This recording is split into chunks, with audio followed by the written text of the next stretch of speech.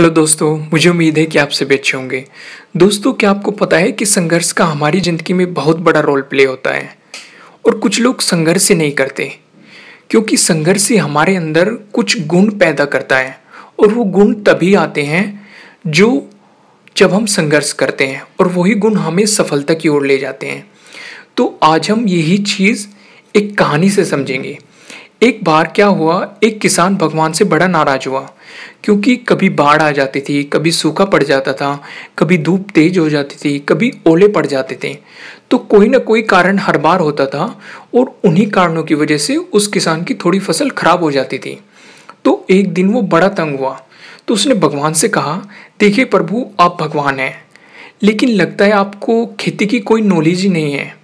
मैं आपसे एक प्रार्थना करना चाहता हूँ कि मुझे 1 साल का मौका दीजिए और इस साल के अंदर जैसा मैं मौसम चाहूँ वैसा हो जाए। फिर आप देखना कि मैं कैसी फसल खड़ी करता हूँ, आप देखते रह जाएंगे। तो भगवान पहले तो मुस्कुराए, फिर उन्होंने कहा, ठीक है, इस साल जैसा तुम चाहोगे मैं वैसा मौसम कर दूंगा, मैं कोई दखल नहीं दूंगा, बस मुझे बता देना। तो किसान ने कहा, ठीक है। तो किसान ने गेहूं की फसल उगाई और उसने जब धूप चाही तब धूप आ गई, जब उसने पानी चाहा तब पानी मिल गया। और उसने क्या किया, जो तेज धूप थी, ओले थे, बाढ़ थे, आंधी थी, उन्हें आने ही नहीं दिया। समय के साथ साथ उसकी फसल बढ़ती जा रही थी और किसान की खुशी भी बढ़ती जा रही थी क्योंकि फसल बहुत अच्छी थी, हरी भरी लहरा रही थी, मतलब ऊंची खड़ी थी। तो किसान मन ही मन सोच रहा था कि अब भगवान को पता चलेगा कि फसल कैसी होती है और भगवान मेरी फसल देखते ही रह जाएंगे, बेकार ही, मतलब इतने वर्षों से हमें परेशान कर रहे थे। तो वो वक्त आ गया जिसका भगवान इंतजार कर रहा था क्योंकि ये फसल काटने का समय था और किसान बड़ा गर्व महसूस कर रहा था और वो बड़े गर्व के साथ फसल काटने गया।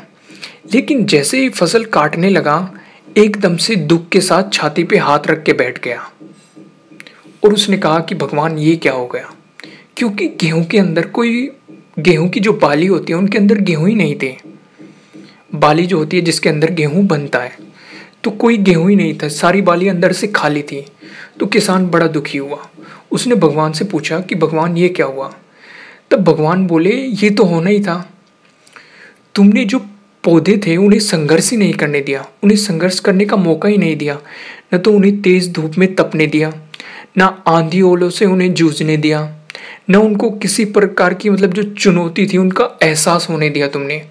तो इसलिए सब पौधे अंदर से खोखले रह गए क्योंकि जब आंधी आती है, तेज बारिश होती है, ओले गिरते हैं, तब पौधे अपने बल से ही खड़े होते हैं। वो अपना अस्तित्व बचाने के लिए संघर्ष करते हैं और इस संघर्ष से जो बल पैदा होता है उसी से उन्हें शक्ति मिलती है, ऊर्जा मिलती है और वो उन्हीं के कारण बीज बनते हैं, वो गेहूं बनते हैं। जैसे मैं आपको दोस्तों यहाँ पे एक और एग्जांपल बताता हूँ। जैसे सोना है, सोने को भी जब कुंदन बनाते हैं तो उसे आग में तपाते हैं, हथौड़ी से पीटते हैं और उसे गलाते भी हैं, पिघलाते भी हैं, मतलब उसे बहुत सारी चुनौतियों से गुजरना पड़ता है, तभी वो इतना अच्छा बन पाता है, इतना आकर्षित बन पाता है और इतना अनमोल बन पाता है। तो दोस्तों, उसी तरह हमारी ज़िंदगी भी है। अगर हमारी ज़िंदगी में संघर्ष ना हो, चुनौतियाँ ना हो, तो आदमी भी उसी बीज की तरह खोखला रह जाता है अंदर से। उसके अंदर कोई गुण ही नहीं आ पाता क्योंकि उसने किसी भी संघर्ष का सामना नहीं किया और ना ही इंसान को सफलता के रास्ते मिल पाते उसे, मतलब ना ही वो प्रतिभाशाली बन पाता।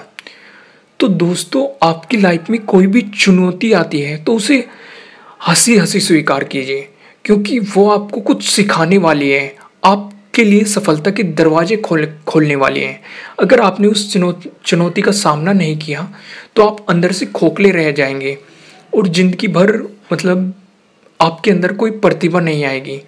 तो संघर्ष का हंसी खुशी, हर चुनौतियों का हंसी खुशी सामना कीजिए क्योंकि वो आपका कोई नुकसान नहीं करने वाली, वो आपको कुछ सिखाने वाली है जो आपके लिए काम आएगा, सफलता को प्राप्त करने के लिए काम आएगा।